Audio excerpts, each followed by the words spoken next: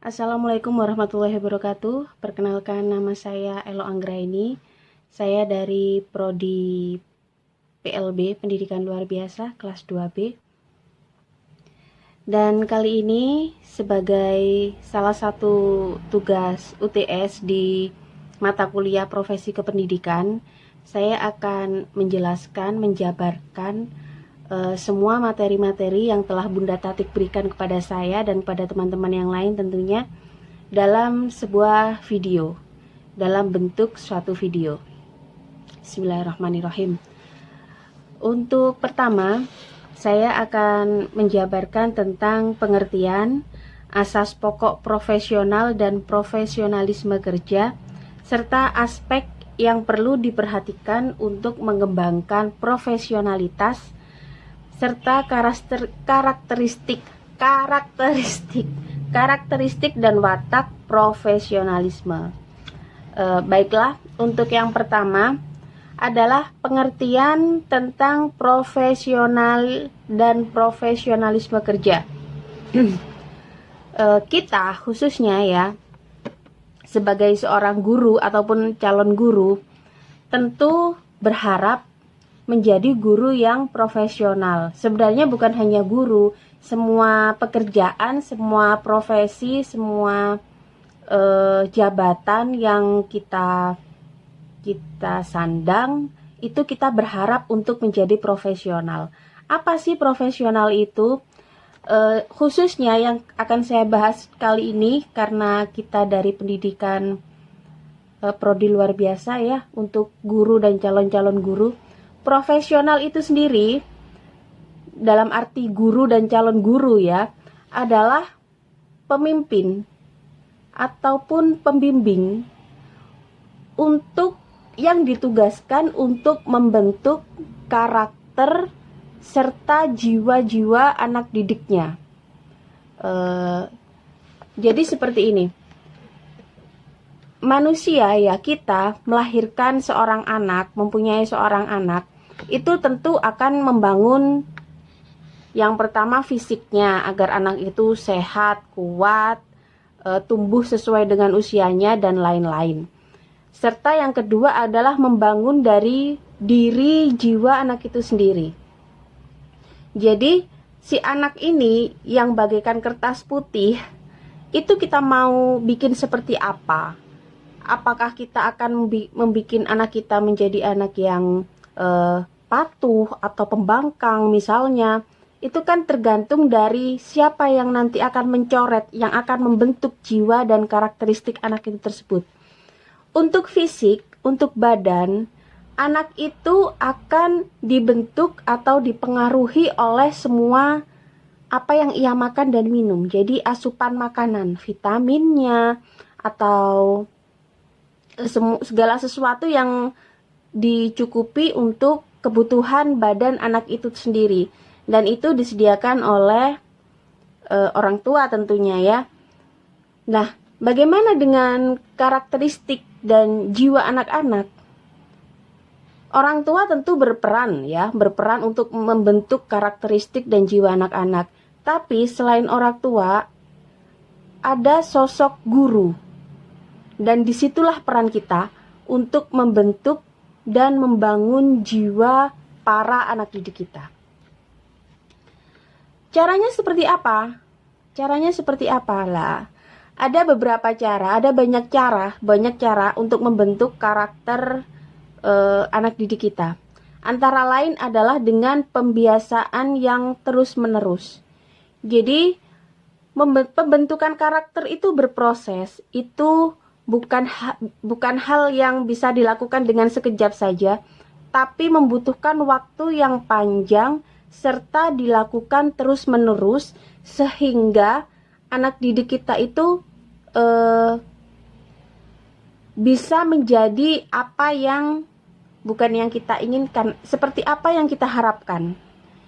Nah, caranya selain dengan pembentukan terus-menerus, pembiasaan yang terus-menerus, seorang guru itu juga harus menjadi contoh bagi anak didiknya. Jadi nggak mungkin misalnya kita punya siswa yang gampang marah, gampang tantrum seumpamanya.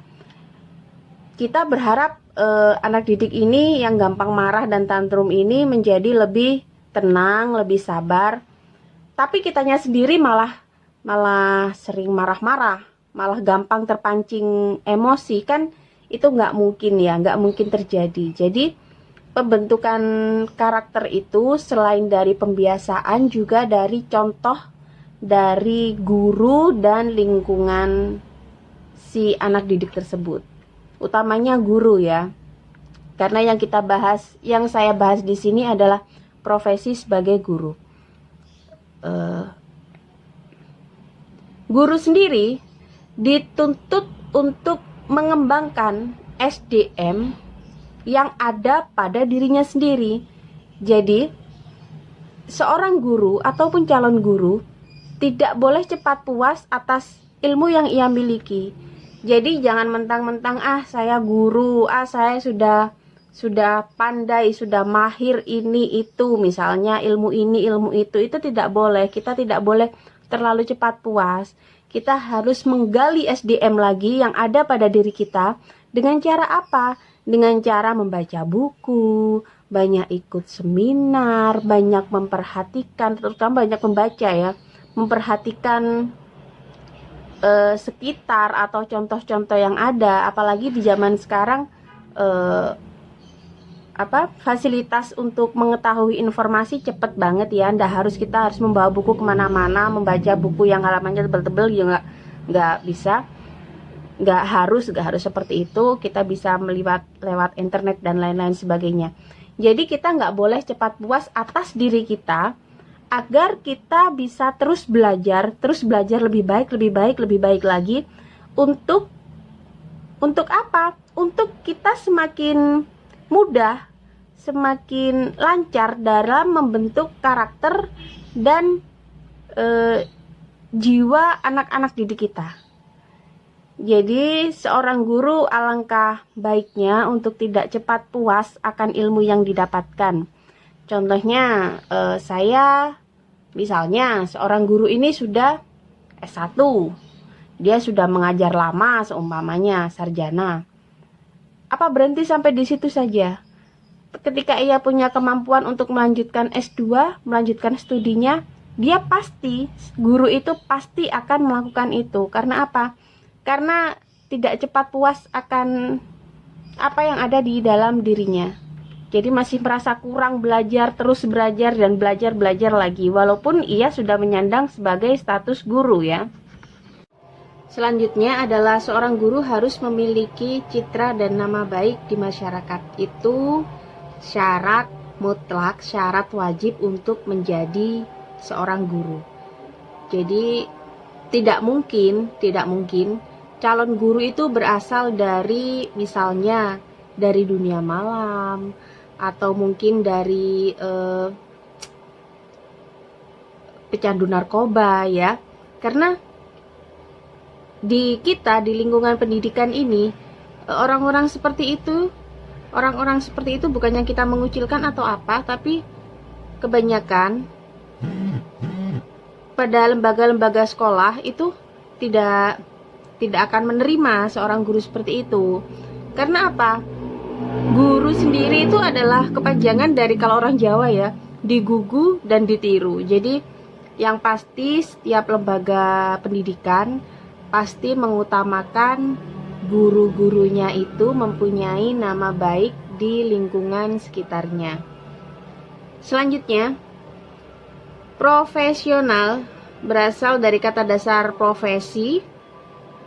profession di bahasa Inggris dan professio dalam bahasa Latin yang artinya adalah pengakuan atau pernyataan. Jadi untuk kita yang calon guru ataupun sudah menjadi seorang guru disebut layak dan guru profesional apabila kita ditunjang dengan sertifikat atau pengakuan bahwa memang kita sudah layak untuk menjadi seorang guru ya.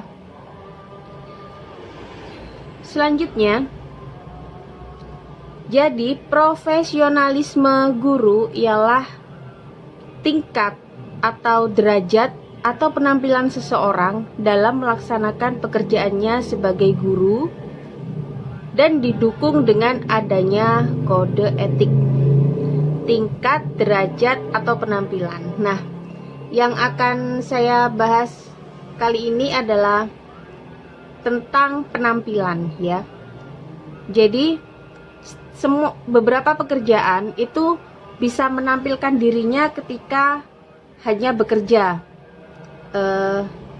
Misalnya seorang pelayan toko, dia harus berseragam batik seumpamanya, atau berseragam seragam toko, dari tokonya itu setelah jam kerjanya usai, dia bebas aja, dia bisa pakai celana pendek atau pakai tank top, ya terserah dia. Misalnya seperti itu, tapi tidak dengan seorang guru. Jadi guru itu penampilan bekerja dan penampilan keseharian itu berkesinambungan.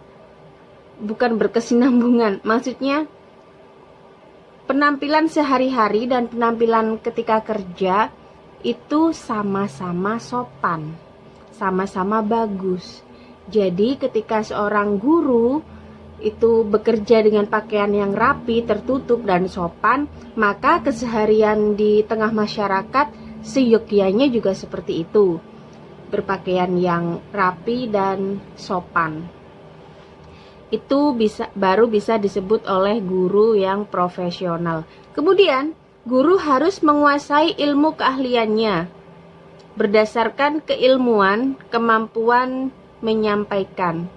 Jadi seorang guru disebut guru itu karena ia benar-benar menguasai apa yang menjadi bidangnya. Contohnya, jadi nggak lucu ya. Misalnya ada guru matematika, dia mengaku sebagai guru matematika, mengajar matematika. Tapi ketika ada murid atau anak didiknya yang bertanya, dia nggak bisa jawab, masih melihat Google seumpamanya.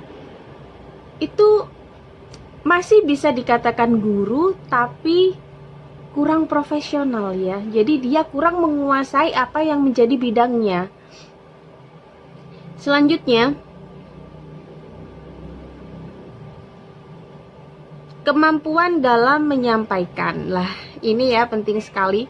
Kemampuan guru dalam menyampaikan materi atau pembelajaran terhadap semua anak didiknya, terutama yang berkebutuhan khususnya seperti yang kita pelajari di PLB, itu harus benar-benar menguasai. Jadi nggak perlu mikir lama. Misalnya isyaratnya ini apa nih, anaknya jawab bertanya seperti ini, kita masih bingung jawabnya seperti apa ya.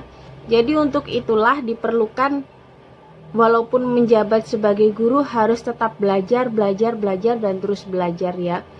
Jangan sampai memalukan, jangan sampai apalagi di depan murid-muridnya ya, tanya, "Bu, ini apa, Bu?" Aduh, apa ya? Sembunyi-sembunyi lihat Google. Jangan sampai seperti itu. Kemudian adalah yang akan saya bahas sebagai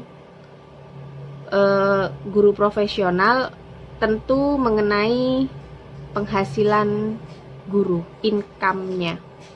Income yang saya maksud di sini bukan income berupa materi, bukan, tetapi kepuasan batin, seperti yang Bunda Tati disampaikan pada materi, bahwa guru atau pendidik itu merupakan manusia-manusia pilihan, yang mana mereka atau kita atau para guru itu memiliki kepuasan batin yang bukan hanya sekedar materi. Jadi itu yang tidak dimiliki oleh orang lain atau profesi-profesi lain. Jadi penghasilan guru atau income atau kenikmatan yang didapat adalah berupa yang pertama, perubahan tingkah laku anak didik sesuai dengan yang diharapkan.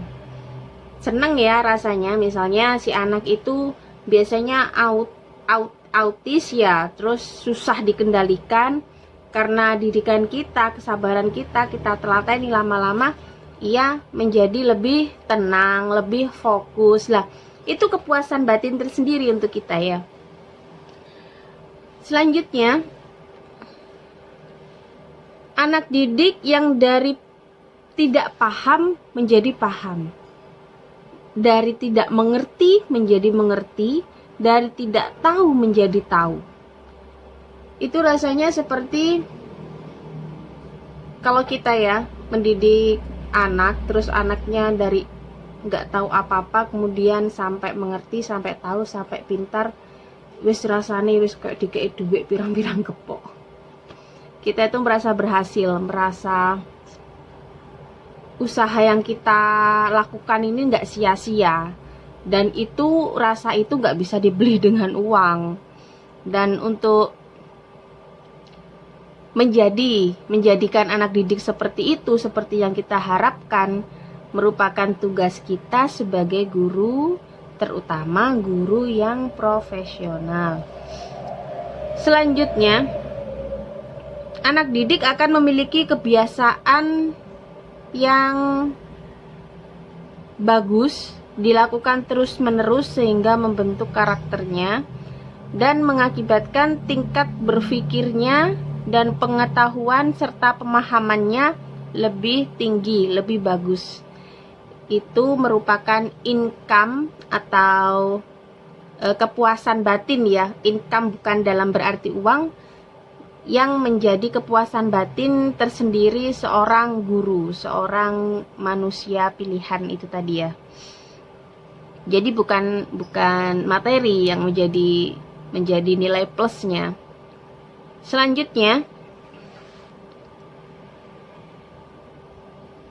guru ini mengajarkan anak-anak didik kita bukan hanya untuk ilmu dunia saja, bukan hanya untuk ilmu pengetahuan yang ada di buku-buku pengetahuan umum saja, bukan ya. Jadi seyogyanya pendidik atau guru itu memberikan pemahaman yang berimbang di dalam ilmu pengetahuan dan spiritual. Itu sangat diperlukan karena ilmu spiritual ini yang membuat anak-anak kita itu bermoral ya, bukan hanya pintar tapi juga beretika, beradab serta bermoral. Banyak hal yang terjadi ya, seperti yang saya alami sendiri. Di depan, kebetulan saya kan ada usaha laundry, jadi di depan laundry saya itu langsung jalan raya. Sebelah laundry saya itu rumah makan, warung lah, rumah makan lah. Saya banyak menemui mobil-mobil mewah yang keluar itu berpakaian dinas, dan dia parkirnya itu tepat di depan laundry saya. Tujuannya bukan ke laundry, dia mau makan ke rumah makan yang sebelah. Rumah makan yang sebelah itu depannya itu kosong, masih bisa untuk parkir. Tapi kenapa ia memilih berhenti di pas tepat di depan laundry saya? Itu yang membuat saya berpikir bahwa benar ada istilah zaman dulu, adab lebih dulu daripada ilmu, kan seperti itu. Itu menandakan orang-orang tadi mereka pintar, mereka memiliki pendidikan yang tinggi, tetapi dalam hal spiritual mereka kurang. Boleh dikatakan mereka itu kurang beradab ya.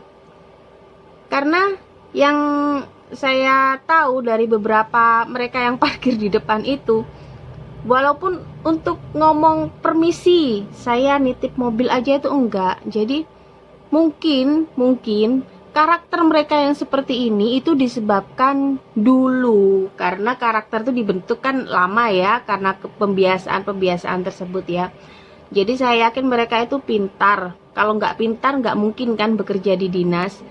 Tapi ya itu tadi, adabnya kurang, sopan santunnya kurang. Untuk itulah seorang pendidik seharusnya menyeimbangkan antara ilmu pengetahuan dan spiritual, sehingga anak-anak itu akan bukan hanya dibekali dengan ilmu pengetahuan, tapi berkarakter, sopan, santun, beradab, dan bermoral. Jika semua sudah diterapkan, guru tersebut akan mampu, diharapkan akan mampu, bahkan pasti mampu membawa visi dan misi sekolah tempat ia mengajar. Jadi, guru yang seperti saya jabarkan tadi, semua sifat, tingkah lakunya, dan karakternya seperti apa, jika sudah terpenuhi, pastilah guru tersebut bisa menyampaikan visi dan misi dari sekolah tempat dia bekerja. Jadi ya, kembali lagi bahwa seorang guru itu adalah manusia pilihan. Seperti yang Bunda Tatik bilang, tidak semua orang bisa menjadi guru. Karena apa? Kepuasan yang didapatkan itu bukan hanya sekedar materi, tapi kepuasan tersendiri, kepuasan batin tersendiri ketika mengetahui anak-anak didiknya berhasil, baik, beradab, sesuai dengan apa yang diharapkan. Selanjutnya adalah aspek yang perlu diperbaharui, yang perlu diperhatikan untuk guru profesional, yaitu aspek yang perlu diperhatikan untuk mengembangkan profesionalisme. Yang pertama, dari penjabarannya Bunda Tatik, dan memang benar, adalah seorang guru itu tidak boleh batil, tidak boleh tamak, tidak boleh serakah. Kita nggak bisa membayangkan bagaimana kalau guru itu memiliki sifat batil, tamak, dan serakah. Nanti malah seperti apa muridnya kalau gurunya seperti itu ya. Kemudian guru tersebut harus mempunyai banyak ilmu dari terus-terus belajar seperti tadi, walaupun sudah sarjana, walaupun sudah menyandang sebagai seorang guru, dimanapun ia ada kesempatan belajar, dia pasti belajar dan dari sumber apapun. Dan pandai menyampaikan. Sedangkan selanjutnya, aspek selanjutnya adalah kesederhanaan, kesederhanaan penampilan. Kesederhanaan penampilan. Bukan kita melarang ya, bukan kita melarang seorang guru itu tidak boleh berpenampilan glamor atau bling-bling sana bling-bling sini, berpenampilan berlebihan. Tetapi memang seyogyanya penampilan seorang guru dari dahulu sampai yang akan datang itu identik dengan orang-orang yang sederhana.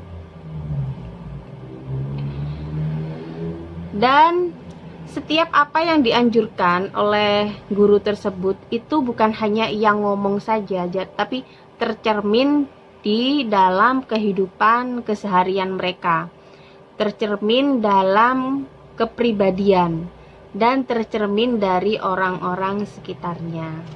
Misalnya kalau seorang guru melarang muridnya untuk makan sambil berdiri, tapi dia sendiri makannya berdiri seumpamanya, atau anaknya makannya sambil berdiri, itu enggak. Untuk materi selanjutnya yang terakhir di materi pertama adalah karakteristik dan watak seorang guru profesional. Sudah disampaikan dari awal, itu dibentuk dari kebiasaan sehingga membuat karakter, tindak tanduk di sekolah dan di luar sekolah itu selaras. Jadi jangan sampai di sekolahnya, di dalam sekolah dalam hal mendidik dia alim, tapi di luar sekolah dia liar, dan mempunyai interaksi yang baik dengan orang-orang sekitarnya. Diharapkan seorang guru ini selesai dengan dirinya sendiri. Dia tidak mempunyai sifat tamak, batil, dendam, atau mudah marah ya. Karena kalau ada istilah kata, bagaimana mungkin kita membahagiakan orang lain kalau diri kita tidak bahagia? Bagaimana kita bisa memberi rasa damai untuk orang lain, untuk anak-anak didik, kalau diri kita belum merasa damai, masih masih ada dendam atau menyimpan dendam, mudah marah atau apa ya. Jadi kita harus selesai dulu dengan diri kita untuk calon pendidik dan calon guru dan guru, sehingga apa nanti yang akan kita perbuat kepada anak didik kita akan membuahkan hasil yang sesuai dengan yang diharapkan. Terima kasih. Selanjutnya akan saya sambung ke materi berikutnya. Sekarang kita membahas tentang metode pembelajaran. Metode pembelajaran atau pendekatan sendiri itu ada dua macam, yaitu metode pedagogi dan andragogi.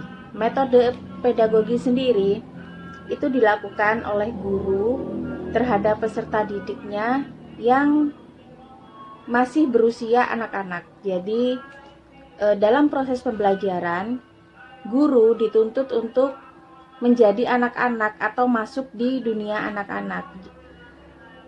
Kita tidak memaksakan mereka yang mengikuti dunia kita, dunia dewasa itu dalam proses pembelajaran, tapi kita yang masuk ke dunia mereka. Jadi mereka itu tidak merasa sedang belajar itu lebih baik. Jadi mereka merasa seperti bermain, padahal kita sisipkan sesuatu pembelajaran di sana. Contohnya, kita belajar tentang warna. Kalau misalnya orang dewasa sudah diajari kalau warna merah campur warna kuning itu jadi orange, itu sudah mengerti. Tapi kalau misalnya anak-anak, kita butuh dipraktekkan juga. Seperti bermain air, kita kasih pewarna merah, pewarna kuning, nanti dicampurkan jadi orange, baru mereka akan paham dan lebih mengena, lebih terus diingat. Jadi seperti itu. Untuk selanjutnya adalah metode andragogi. Di sini metode andragogi sendiri diperuntukkan untuk peserta didik yang usia sudah dewasa ya, atau menganjak dewasa. Jadi para peserta didik ini udah mengerti, walaupun hanya dengan catatan-catatan, sudah bisa berkembang pikirannya, berdiskusi dan lain sebagainya. Ada satu lagi metode pengembangan dari pedagogi dan andragogi. Sebenarnya ini kalau saya rasa itu bukan metode pengembangan ya, tapi seperti berkelanjutan.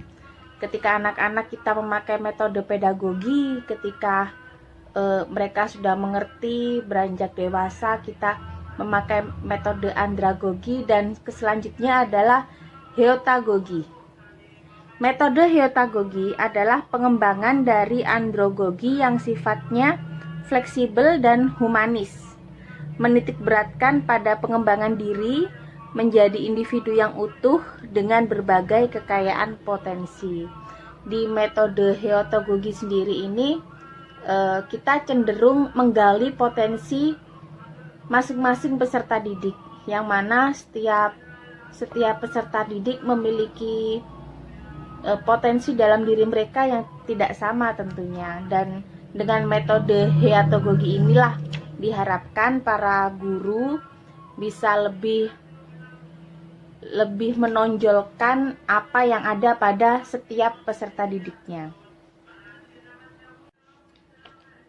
Oke, kita lanjut di tujuan pengembangan keprofesian berkelanjutan.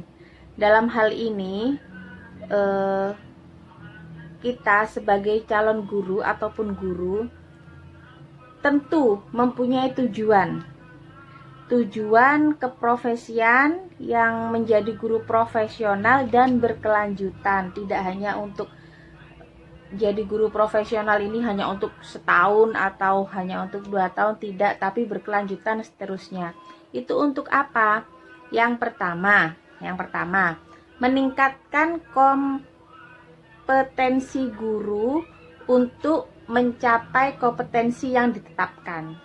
Tentu setiap dari masa ke masa standar kompetensi itu kan selalu berubah-ubah ya. Jadi diharapkan kita sebagai calon guru ataupun guru itu terus meningkatkan terus meningkatkan kompetensi yang ada pada diri kita, agar standar kompetensi ini bisa kita capai, yang berubah-ubah itu terus. Yang kedua adalah memutakhirkan kompetensi guru untuk memenuhi kebutuhan guru dalam memfasilitasi proses belajar murid, untuk memenuhi tuntutan perkembangan ilmu pengetahuan, teknologi, dan seni di masa yang akan datang. Kita tahu ya bahwa setiap masa, setiap waktu itu zaman selalu berubah-ubah. Jadi kita itu tidak stagnan, berhenti sampai di sini. Misalnya saya sudah ahli ini, nggak perlu deh belajar materi-materi atau hal-hal yang lain, cukup ini saja. Tidak seperti itu, karena tuntutan zaman juga terus berubah. Seperti zaman sekarang itu yang ditonjolkan adalah ilmu pengetahuan dan teknologi. Lah, kita main teknologi. Kalau mungkin menilik 5 atau 10 tahun ke belakang, kita nggak akan tahu kalau bahwa sekolah bisa dilakukan hanya lewat handphone misalnya, atau meeting dan lain-lain. Tapi bayangkan kalau kita nggak belajar, kalau kita tidak melek teknologi, terus zaman seperti ini kita bisa apa, kan seperti itu. Untuk selanjutnya, yang ketiga adalah mewujudkan guru yang memiliki komitmen kuat melaksanakan tugas pokok dan fungsinya sebagai tenaga profesional. Tentu semuanya ini berkelanjutan atau berkesinambungan ya. Kita meningkatkan potensi diri sebagai calon guru dan guru dengan tujuan semoga komitmen kita terhadap profesi kita serta keprofesionalan kita terus meningkat. Dan itu akan menumbuhkan rasa cinta dan bangga sebagai penyandang profesi guru. Kalau kita sudah banyak pengetahuan, banyak belajar, banyak ilmu, terus kita sudah semakin hari semakin profesional, siapa sih yang nggak bangga, kan seperti itu kan ya.